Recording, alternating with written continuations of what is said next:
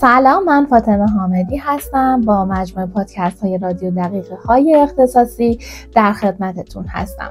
هدف من از این مجموعه پادکست ها رشد فردی و سرمایه گذاری روی خودمون هستش. اینکه بتونیم روابط سالم تری رو بسازیم، کمتر به آدم ها آسیب بزنیم و بیشتر عشق رو تجربه بکنیم. ما توی این مجموعه پادکست ها موضوعات مختلف رو با هم بررسی میکنیم از منابع معتبر. اولین موضوعی که میخوایم با هم بررسی بکنیم موضوع نگفتن از کتاب هنر نگفتن. امیدوارم که این پادکست ها براتون مفید و ارزش آفرین باشه. با من همراه باشید. دوست یا آشنایی رو در نظر بگیرید که دائما آماده کمک کردن به دیگرانه. آیا به طور نگران کننده‌ای متوجه جنبه‌هایی از این رفتار توی درون خودتون شدید؟ آیا شما هم وقتی کسی ازتون درخواست کمک میکنه فوراً همه کارهاتون رو کنار میذارید و میگید البته؟ آیا از اینکه دائما دیگران رو نسبت به خودتون اولویت قرار میدید احساس خشم، اضطراب و خستگی میکنید؟ اگر جوابتون به همه این سوالا بله بود، یعنی اینکه شما جای درستی هستید. پس تا آخر این پادکست با من همراه باشید تا مهارت نگفتن رو یاد بگیریم و تمرین کنیم.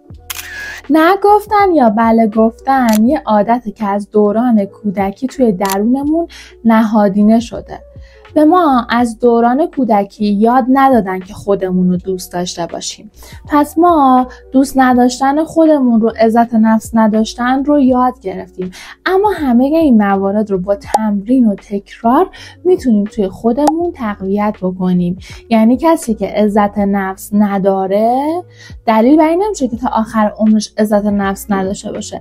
با تمرین و تکرار میتونه به یه فرد با عزت نفس تبدیل بشه. وقتی که ما نگفتن رو یاد میگیریم یعنی داریم با چیزهایی که از دوران کودکی توی خانواده، توی مدرسه یا توی کار، محیط کار یاد گرفتیم مخالفت میکنیم و مخالف اون چیزهایی که یاد گرفتیم عمل میکنیم. در حقیقت نگفتن به ما این امکان رو میده که علایق شخصی و حرفه‌ای خودمون رو دنبال بکنیم. وقتی شما نگفتن رو یاد میگیری و اون رو تکرار میکنی، دیگران ارزش و احترام بیشتری برای شما قائلن. نگفتن به دیگران در حقیقت بله گفتن به خودمونه. وقتی ما به دیگران بله میگیم دیگه زمانی باقی نمیمونه که صرف کارهای خودمون بکنیم و پولی باقی نمیمونه که با اون بتونیم به نیازها و علایق شخصیمون پاسخ بدیم. مطمئناً به دیگران اجازه میدیم که از زمان ما، پول ما و حتی زحمت‌های ما در جهت منافع خودشون استفاده بکنن، در حالی که منافع ما به فراموشی سپرده شده. هر باری که به یه کسی بله میگیم یه صدای سرزنشگر توی درون ما رو به خاطر اینکه خودمون رو نادیده گرفتیم عصبانی میکنه که این عصبانیت هم ناشی از خودمونه هم ناشی از اون فردی که مدام از ما درخواست کمک میکنه. نویسنده توی یه بخشی از کتاب به یه نکته جالبی اشاره میکنه. میگه وقتی که من به عصبانیت ناشی از نگفتن خودم پی بردم، شروع کردم به رد همه درخواست‌های کمکی که به من از دیگران به سمت من میشد. که وقتی به گذشته نگاه میکنم میبینم که اینم یک واکنش عجولانه است و باید با احترام و ملاحظه بیشتری به آدما نبگم.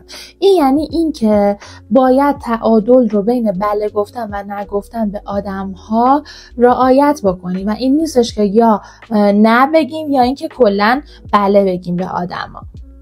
توی کتاب هنر نگفتن ما یاد میگیریم که از مرحله راضی کردن همیشگی آدم‌ها پا به مرحله اولویت بندی کردن نیازهامون بذاریم. اصلا بیایم با هم دیگه بررسی کنیم که ما چرا باید این کتاب هنر نگفتن رو بخونیم و قراره توی این کتاب چی رو یاد بگیریم. مهم نیستش که امروز چقدر نگفتن براتون سخته.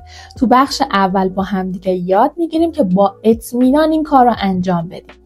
توی بخش اول ما در مورد قاطعیت حرف میزنیم و اون رو از پرخاشگری جدا میکنیم. چیزی که مهمه نگفتن با ادب و احترام.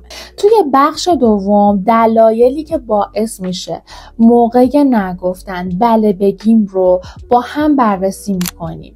یعنی در حقیقت انگیزه های ناخودآگاهانه و خودآگاهانه خودمون رو کشف میکنیم. توی بخش سوم نگاه دقیقی میندازیم به روش‌های خاصی که میتونیم بدون احساس گناه برای رد کردن درخواست‌های دیگران ازشون استفاده کنیم.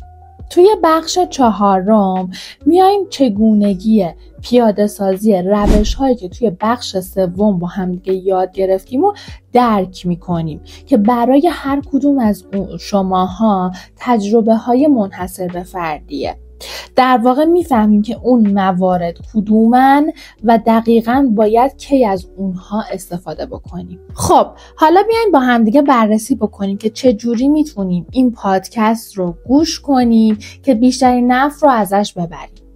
هر بخش رو بشنوید، مکث کنید و به زندگی روزانه‌تون برگردید. هر روش رو امتحان کنید و اثرش رو یادداشت بکنید. اینکه درخواست کننده کمک چه واکنشی داشته، شما چه درکی از اون واکنش داشتید و توی اون لحظه‌ای که داشتید نه میگفتید خودتون چه واکنشی رو نشون دادید. توی شنیدن شنونده فعال باشید و متعهد باشید به اینکه چیزهایی رو که گوش کردم انجام میدم. تعهد بدید که این پادکست رو گوش نمی کنید مگر اینکه بخواید انجامش بدید. حتی اگه صرفاً بخواید تئوری هم یاد بگیرید، همین الان پادکست رو قطع کنید و ادامه ندید.